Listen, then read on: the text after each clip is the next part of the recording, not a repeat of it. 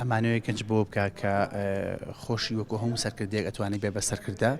ڕێکخراوی چەپک بۆ گەشە بەدانی مرۆیی ئەم خولێ ڕانگەیاندۆ بە ماوەی 2 ڕۆژ دیارە لە خولەکەدا کۆمەڵێک سکرتێر و کەسانی سیاسی لە حیزبە باڵاکان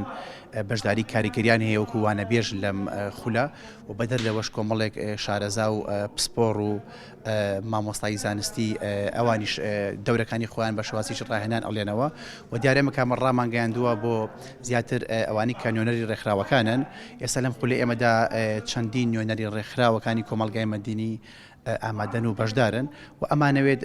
وا بکەین کە ڕێکخراوەکان ئەکتیڤ بن و ئەو گەنجانی کە ئاینۆک چالاگوان ئیشکەن لە ڕێکخراوەکان بتوانن دەوری کاریگەریان هەبێ و بەردەوام پڕزانست بن چکە هەموو مرۆڤێک ئەوە ئەخوازێتەوە لە شوێنی خۆتا جێگیر نەبی هەمیشە تۆ پێویستە بە پڕچەکردنی خۆتێ لە ڕووی زانست و معریفەوە. ئەکید ئەم جۆرە خولانە وەلا گەنجەکات کە تڵوحی زیاتر هەبێ بۆ بوون بەسەرکردا بۆ ئەوەی کا لە پاشە ڕۆژە یاخود لە حیاتی خۆیان بتوانێت ژیانی خۆی و ڕێگەی طریقەی حیاتی خۆی ڕێک بخا بە جۆرێکە بتوانێت کار بۆ خۆی بدۆزێتەوە بتوانێت ئیسیفادی هەبێ بۆ خودی خۆی و پاشان بۆ کۆمەڵگەکەی چونکە بە حکمی ئەوەی لە ئێستایا ڕوبەڕووی قەیرانین و ڕوبەڕووی یەک دنیا